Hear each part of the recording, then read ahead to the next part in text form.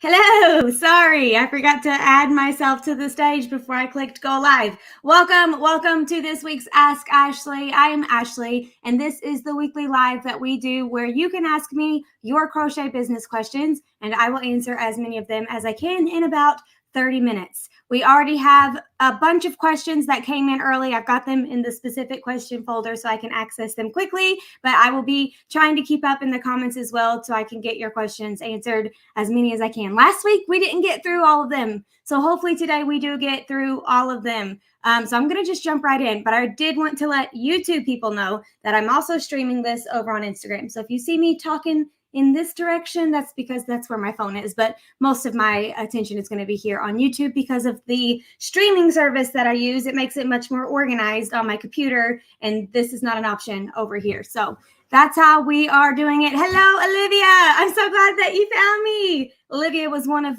two people who joined me for a TikTok live a couple weeks ago. So now she's watching a YouTube live. So exciting. Okay, I'm going to jump right in and answer these questions in the order that I got them. So the first one is from Lila, and she says, "Hey, Ashley, how important are making reels for an online business?" This is a very good question. She said, "I can do the post on Facebook and Instagram, but making videos feels like too much right now. I am a Crochet Boss Academy student of 2023. Okay, first off, Lila, great question. Your mind is in the right spot. The answer is going to vary for everybody.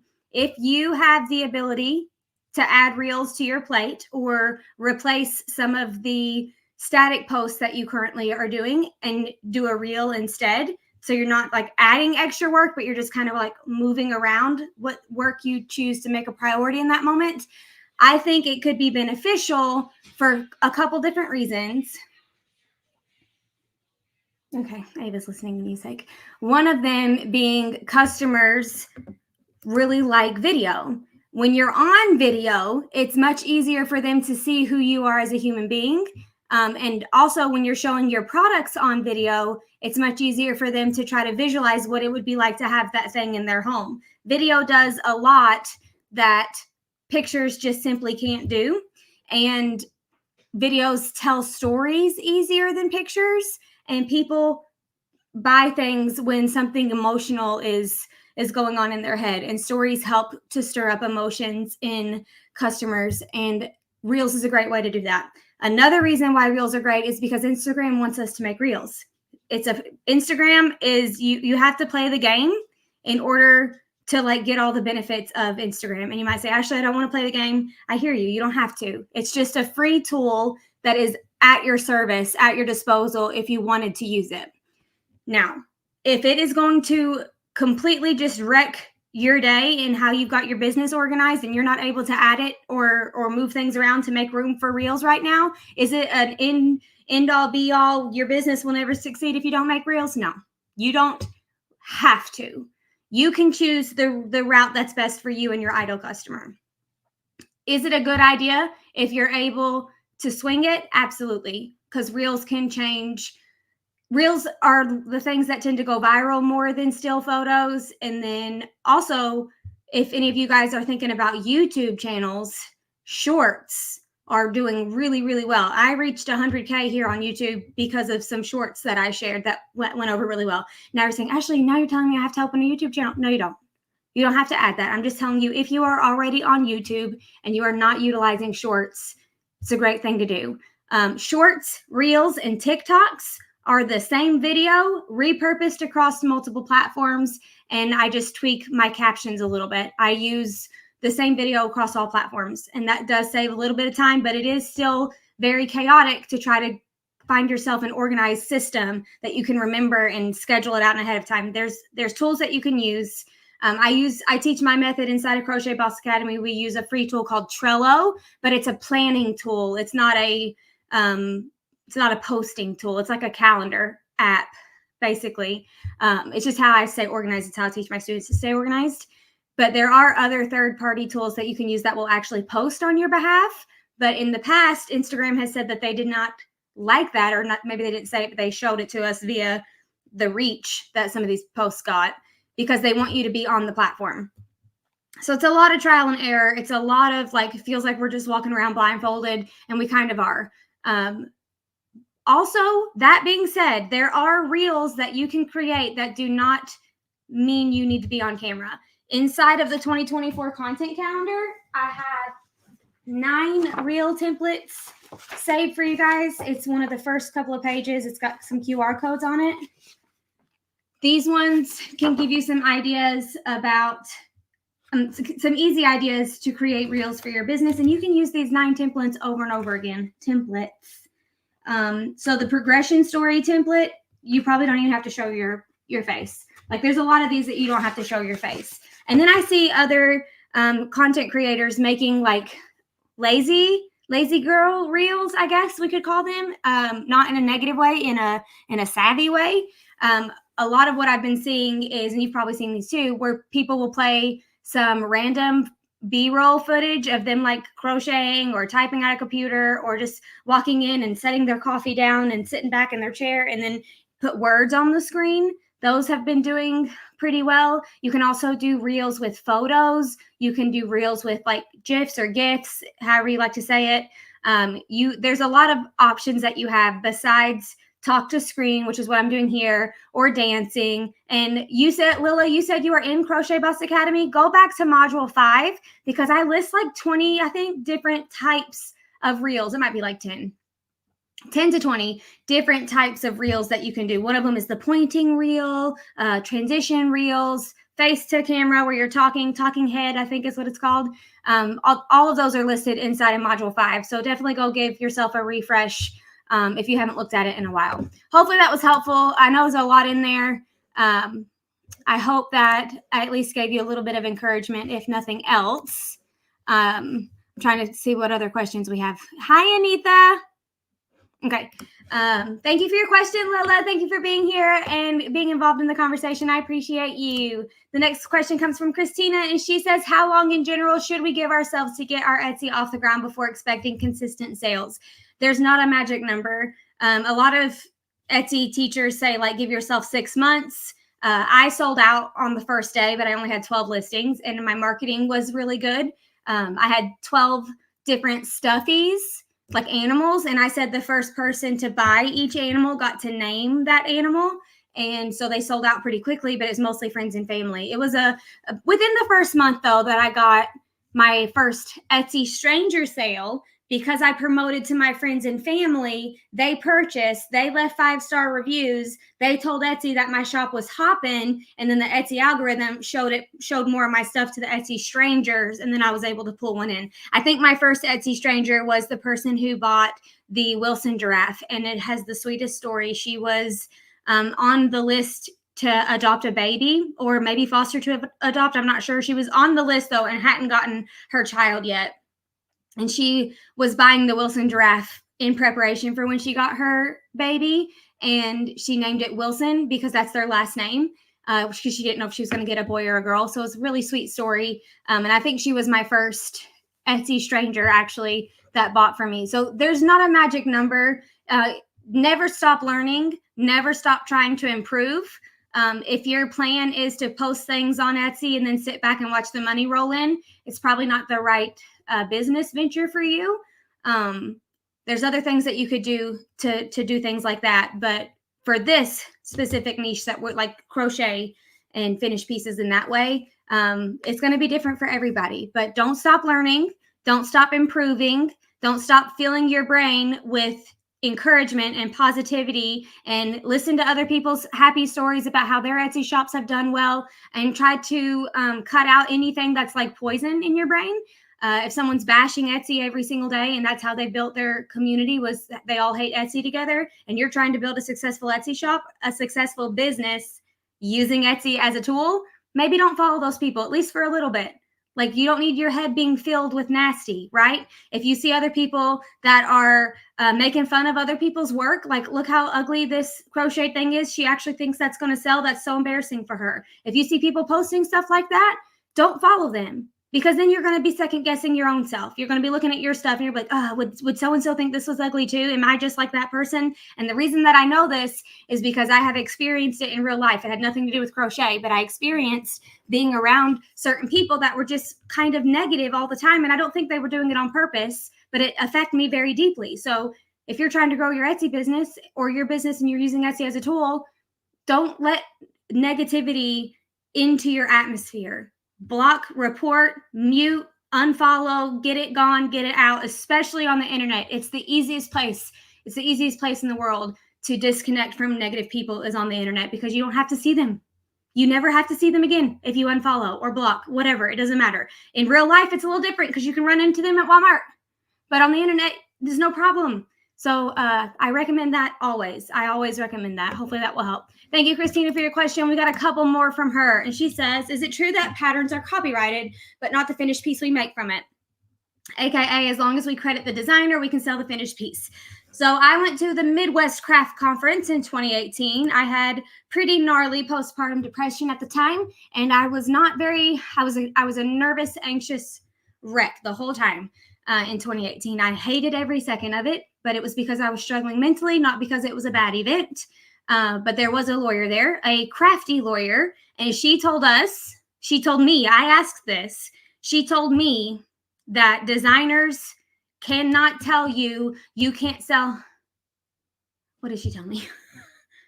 It doesn't matter, because one told me one thing and then Pam of the Crochetpreneur, her lawyer, told her another thing. So we've had two very reliable resources telling us two different things. I think mine said you can't without permission, and Pam's said you can without permission. Mine said it's derivative works, and Pam said it does not fall under derivative works. So I guess it's going to be hit or miss. I guess depends on, like, if you were to get sued, it depends on whose lawyer is better, would be my imagination, would be my estimate how that would go. If you make any of a crafty concept patterns, you are more than welcome to sell them. I want you to sell them. I want you to sell them so hard. I want your business to blow up and you become the Gracie doll girl and everybody buys Gracie dolls from you. That's what I want. Same for Taylor of Taylor Lynn Crochet, Sierra's Crafty Creations, Allie of the Turtle Trunk. All of these designers are designers that I know personally that want you to, like, it's fine if you sell your finished pieces. Worst case or last resort or whatever, the easiest thing that you can do is just ask the designer. And Christina said she asked the designer and they didn't get back to her. I can't tell you what to do because I'm not a lawyer. And even if I was, I could say something totally different than a different lawyer. So this is not legal advice. This is just my experience. If it were me, in my experience, I would just sell it. And if they came to you and asked you to stop, then you can choose which path you take from there. That's what I would do. I would credit the designer. I would say pattern designed by at a crafty concept or whatever, and then go on from there. That's what I would do. And I would do it online. I wouldn't probably make it a priority at markets. If someone asked me, like if someone came to my booth and was looking at all the crochet things and she was a crocheter, but she hadn't told me yet because she thought that I would think she was trying to copy my stuff, which is very common, but also very dumb. I wouldn't think that. But then maybe she was like, oh, are you the designer? And I'd be like, no, it's Taylor Lynn Crochet. She actually designed that one. I just crocheted it. I crocheted all of them, but I didn't design the pattern, right? That's what I would do at markets. I wouldn't put on my like tags or anything designed by Taylor Lynn Crochet. I would just let them know verbally if they asked me verbally. But for digital sales or online sales, I would put in the description pattern designed by Ashley of a Crafty Concept, or just whatever tickles your fancy. Hopefully that was helpful, Christina. I know it's not as black and white as you probably would have liked. Hi, Melody. Okay. But hopefully that at least gave you a little bit of direction where you can go with that. Kaylin says, hi, Ashley. How do I find my crochet niche for finished items that sell consistently? I usually only make sales off of customers' specific orders. I've made hats, amigurumi, kitchen organizers, etc. Kaylin, this is a very good question, and this tells me that you are on the right path. Like your brain is like helping you. You don't know exactly what's happening. Like you don't know exactly how to drive the car, but you're on the right road. You know what I mean? Like you're headed in the right direction. So this is for one, give yourself some grace there, because that's a very good place to start. We teach how to find your ideal customer inside of Crochet Boss Academy. I think it's module 1 or 2. One of them is ideal customer and one of them is branding. And we hit it, and those two go hand in hand. That's why I can't figure out if it's 1 or 2. I think it's 1. I think ideal customer is 1, and then we dive into branding. And I also will be teaching it in May when I give my masterclass down the road. So you can prepare for that as well. Before doors open up inside of Crochet Boss Academy for the class of 2024, I will be doing live masterclasses to build up momentum for Crochet Boss Academy. And it's a very, very good, helpful class. We'll talk about finding your ideal customer in that class as well. But niche and ideal customer is the same idea. So if you hear either of those two words being thrown around, that's the direction you need to be listening to. Like if you're doing research and you're trying to figure it out and you don't know what words to type in, niche and ideal customer are both really good words to type in. Another thing, inside of Crochet Boss Academy, I teach my students you can either start with who you are and build your ideal customer from there, or you can start with your products that you like to make, or start with the person and then come up with products for her, right? So if you like to make certain products, come up with the perfect person for those products. If you know somebody that you could serve really well based on your personality and your life experience and your day job and all the things, find that person first and then build your product line. You can take either direction. Both are right. Both will take you in the spot you want to end up at. Here's just a few pro tips. It's really helpful if your ideal customer is some version of yourself. Is it required? No. It is helpful, which means your business journey will be easier. Everything, social media content, email content, product line development, the way you take your photos will all be easier if your ideal customer is some version of you. My ideal customer is where I was in 2015, maybe even 2014, like before I even pulled the I don't know, took the leap of faith and opened my Etsy shop, right? So 2013, 14, maybe even 2012 when I graduated college. That's who my ideal customer is, that version of myself. I'm able to serve her because I was once there and now moved my way out of it. Like I have grown and learned and stretched and developed to where I am now here. And I want to help take other women along that path that I already was on. So it's like from an experience perspective. Now you might want to, so I had one of my students is like in 2020 or 2021. I think his name was CJ or Christopher or both.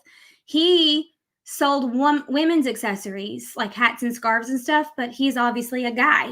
But you're able to do that. My student Sarah, it was a college student. Lord, she's probably married by now, but she was a college student and she wanted to sell things to moms, like moms of new babies, even though she's not been a mom yet. She can imagine what it's going to, she knows what she desires for when she becomes a mom and things like that. So she can pull from that. So it's not impossible. It's just much harder. So you need to choose what's the priority for you. Is it going to be your priority to make things as easy as possible? Or is it worth that extra time and energy because you love this ideal customer so much? Both are fine. Both are right. Whichever path is the best for you is going to be the path that you want to go. I definitely talk more about it inside of Crochet Boss Academy and inside of the free masterclass that I'll be having in the spring. So definitely join me for those. Kaylin, thank you for your question. Chelsea says, how do I draw more customers in with my post opposed to crocheters? Don't get me wrong, I love our community, but I need to attract customers. I try hashtags that my ideal customer might use. Chelsea, yes. Hashtags that your ideal customer might use. Also, the words that you use in your description is going to be what the algorithm is going to comb through to figure out who to show your post to. If you say words like amigurumi or worsted weight or Aran or DK weight or Hobby Lobby or Michaels or fiber artists or thread count or lot number or hook size or crochet hooks or 5mm crochet hook, all of these words you can consider like in industry jargon, okay? Your ideal customer most likely doesn't know what any of those words mean. And she also doesn't care. She probably thinks that what you're doing is sewing. And she probably tells her friends, I found this awesome sewing shop on Instagram. She made this doll for me. And it's for sure crocheted. And that's fine. And you're welcome to use your content to educate her a little. Like, not, I didn't mean that to be like educate yourself, not like that.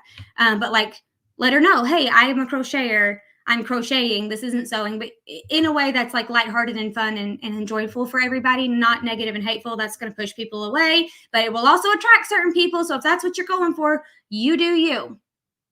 But you don't need to use any industry jargon words in your description or in your hashtags, definitely in your hashtags, but also the description, because Etsy's reading that stuff. The words that you use if you're talking in your videos do not need to be industry jargon words. You need to use all ideal customer specific words. If you sell Gracie dolls, and you've built a business around pretend play, helping moms, and like maybe you help moms talk to their daughter about their body. Maybe they're like, where does it hurt? Does it hurt on your knee? Does it hurt on your foot? Does it hurt on your head? Maybe you focus on pretend play and they have tea parties and they have sleepovers and they go on road trips together and she's always got a Gracie doll and you've set your whole business up around pretend play. That needs to be what you talk about regularly, not that you crocheted this ragdoll style amigurumi using worsted weight yarn, low pill worsted weight yarn, and a G crochet hook. You don't need to mention any of that. It's just not helpful. Now, if your customers start asking, sure, go for it. But when you're creating content for your brand, you don't have to say any of that stuff. We're used to it because we're part of this community. And that's how we talk to each other. And that's how Instagrammers that you know and love talk, because you probably follow a bunch of designers and they talk like that to their customers, which is you. So then you naturally talk like that to your customers who have no idea what you're talking about. It's a really hard thing to wrap your mind around. It's not hard. It's just a mindset shift. Once you make the mindset shift, you'll be on the roller coaster right to sales land. Okay. But it is a mindset shift and you are not alone in having that fog, because it's the very natural. That's the natural way for us to go about our day. Because it's what we see and it's what we're around and it's what we're used to and what makes us comfortable. So you definitely have to like rework your brain and think a little bit differently. For me, as an educator, every time that I take in content from another educator, I don't think of it as how will this help me? I think of it as how can I take this information to help my students grow their businesses? And I do that in every area of my life. And I just told my husband this yesterday, and I didn't realize that I was doing it. But when I do something, I'm taking in that information to see how can I teach this to somebody else? Like, yes, it's also helping me. Like I can implement these things, but the front of my mind is thinking, how can I teach this to somebody else? And I have been reading my Bible regularly for the last like 3 or 4 months. And I get really frustrated and angry when I read my Bible. Not every time, but a lot of times. And I realized Gabe was like trying to help me figure out why I was getting so upset and why I was like, my mindset was the way that it was. It's because when I'm reading my Bible, I'm naturally thinking, how can I teach this to somebody else? And I'm getting frustrated because I don't understand it. And if I don't understand it, I'm not going to be able to teach it to somebody else. Or if I'm only getting the few pieces of the puzzle, how am I going to teach them the whole picture? Like, that's why I get really frustrated, because that's the natural way that I do everything. And I've learned that about myself. So when you are creating content for your people, make sure you're focusing on them and not just what you're used to and what you're comfortable with. Hopefully that was helpful, Chelsea. She said, love that. Thank you so much. I try to avoid industry jargon, but it does slip in. This makes sense. Why is it so hard to talk about my ideal customer when it's someone like me? So Chelsea, think about your ideal customer. It's you, but minus the fact that you're a crocheter. Take out write a bunch of stuff about yourself, what you like, what you dislike, what you're passionate about, what you're not, like the opposite of passion, what you like, I don't want to say hate, but like do not like, favorite places to shop, favorite colors that draw you in, styles, just write it all down. And everything besides the fact that you crochet could be your ideal customer. You're a mom, you're a Christian, you're creative, you like to do crafty things. Your person can still be crafty and not crochet, right? Crochet is one form of crafty thing. So you could think about it and then talk about it in all those other ways without talking about crochet. I think you could do that, and I think that would be helpful for you. Anita says, such good info. I'm trying to continually rewire my brain for my ideal customer. It is a dance. It is a dance, but it is absolutely doable, and you can do hard things. Thank you, Chelsea, for your question. I'm glad that was helpful. Sporty Chick says, or Sporty Chic, not a good reader. Are you able to write off any of your supplies when coming to tax time? What receipts should you keep and what deductions? Getting my own small business up and running. If you are new around here, I'm very open and honest about not knowing anything about taxes. I think legally I'm probably not even allowed to try to help you with taxes because I'm not a tax person, like a CPA or whatever. But from my experience as a business owner and a human being, I can share with you my experience. This is just my experience. This is not legal advice. I'm not formally educated in any way at all. I've not read any tax books, nothing. This is just my experience, okay? And I jump over hurdles as they come. So take it or leave it. My friend Taylor is more analytical than me. Taylor of Taylor Land Crochet. She's also a accountant. She's very helpful. So if you got some questions, maybe go to her. Hopefully she's not watching and being like, don't send me their questions. She's very helpful.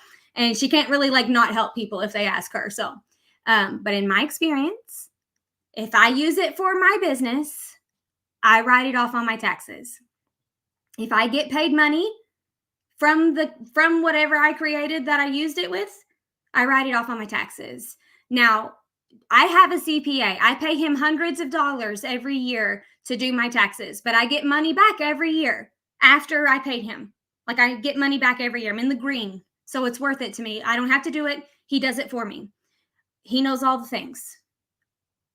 What I do is I download my bank information for the whole year. I highlight everything that says deposit green. It's called conditional highlighting, and that's in the Numbers app, Numbers program, because I'm an Apple person. I'm sure Excel has something very similar. But I highlight everything that has the word deposit in it, and I make it green. And then I tell my guy, I add all those up one at a time. I click all the green ones, and then I give it a total. I have it with a formula. So I click all them, and it adds them up for me. And then that's the money I made. And then I also give him all my 1099s at all the different places. I make money through Amazon KDP. I make money through the ads on my blog. I make money through Etsy. I make money through all the different affiliate programs I'm a part of. And I get all my 1099s, and I give him all of them. And those 1099s should equal the deposits that I added up for him already. They should be the same. And if they're not the same, it's a red flag, and he can help me figure it out from there. And then then I go through different stores that I shop at that are just for business purchases only, like Lowe's. If we buy something from Lowe's with my business account, it is a business expense. It was something for my desk, something for my office, it was business expense. So I go through all of the different stores that are, or like Apple or Google, all of those things are what I consider business expenses. If I'm an affiliate for it, I consider that a business expense. Taylor might tell me that's not very wise. I don't know. But if I'm an affiliate for it, meaning me promoting that product could potentially make me money, I write it off. Okay. Do I keep receipts? I do not. I do not keep receipts because my tax guy told me that if we were to get audited, the companies could give us an itemized receipt digitally based on what shows up in my bank account. So I'm sure it would be really messy. I'm sure it would be difficult, but we'll cross that bridge when we get there. Okay. So I'm not your gal for taxes, but I do highly recommend getting a CPA, a small business person that can help you. It'll cost a couple $100 depending upon where you live. I don't even remember when I first started in 2012, it was $200. Now I think it's closer to $5. I really can't remember because it just comes out of the return. I don't have to ever not fool with it. I don't know. But that would be my advice. I hope that was helpful. I know it's a lot. I know it's complicated and frustrating, but it's only for just a couple weeks, right? We can just do it and get it done and then not have to think about it for the rest of the year. And hiring somebody to help you is an absolute game changer, preferably somebody who's used to working with entrepreneurs. My tax guy has been my mom's tax guy for 30 years. She's an entrepreneur. He is our go-to tax guy around here for entrepreneurs. He knows every entrepreneur within a 50-mile radius, probably. He's a great, I recommend him to everybody. He's a great, great tax guy. Hopefully that was helpful. I know it's a little chaotic. Okay. We're at 30 minutes. Okay. Carrie says, what type of content should I be posting to spread word about my small business? I'll be selling crochet apparel and accessories. Carrie or Kari, I'm not sure. The content that you want to put out is ideal customer specific content. You want it to serve them well. You want every piece of content that you put out to have a purpose that serves your person well. Is it entertainment? Because that's a purpose. That is helping her get to know your personality. That is helping her get to see you as the person behind the brand. That's also going to make her laugh, right? If it's for entertainment purposes, those are good. Benefits. You need to tell her the benefits of the products that you offer. Why should she buy them from you? You need to engage with her emotionally. So you need to tell stories about yourself if you're comfortable about that sort of thing. You don't have to, but it is an option that it's a fruitful option.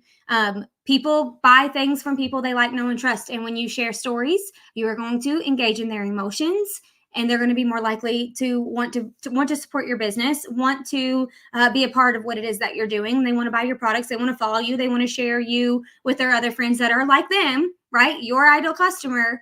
So that you want to be, everything you do should be ideal customer focused. They should be your compass in anything that you do in your business. So including the content that you create. Another thing that you can do, Carrie, because she said that she's specifically gearing up for a launch, you can put up polls. Do we like this style of purple or this style of purple? I'm only going to have one purple in my product line. Which color of purple do you guys like better?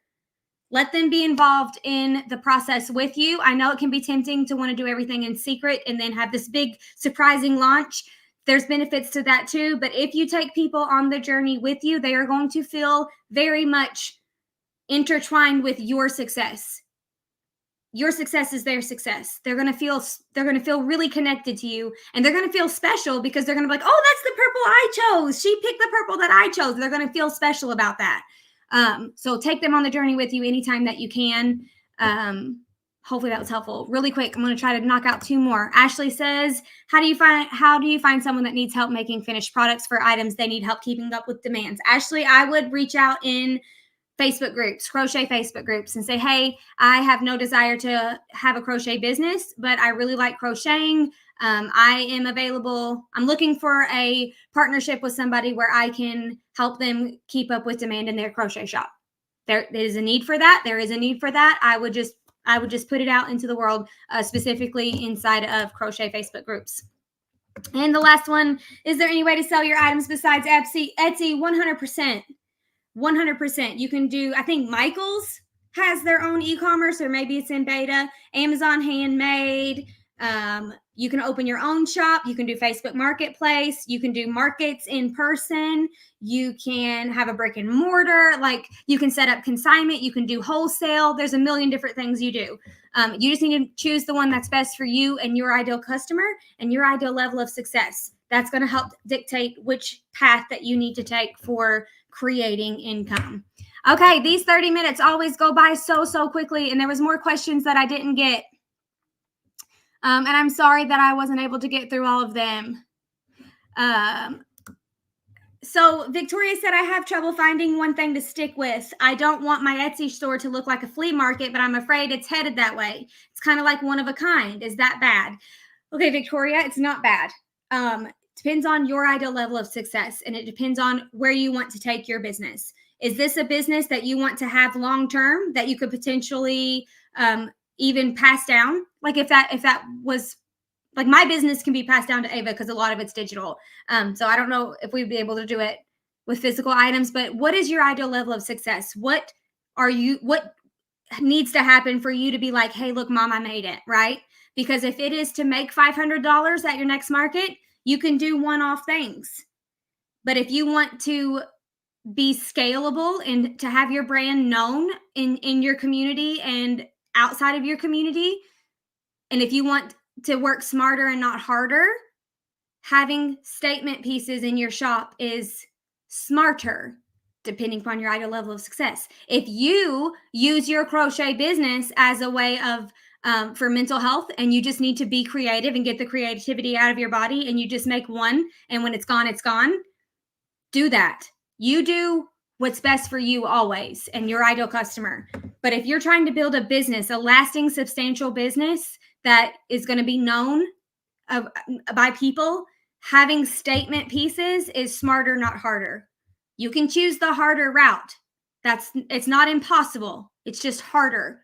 I'm going to leave you with that. Hopefully that was a little helpful. I know that was kind of quick. Okay, friends, thank you for hanging out. I will see you. What is today? Today is the 24th. I think we got one more. Yes, we have one more Wednesday, 2:00 p.m. Eastern Standard Time. Wait, I got a banner. That says November. Oh, there it is. Join us next Wednesday, 2:00 p.m. Eastern Standard Time. And then when we get into February, they're going to be on Mondays at, wait for it. Nope, I didn't went that far. I want to say 4:30.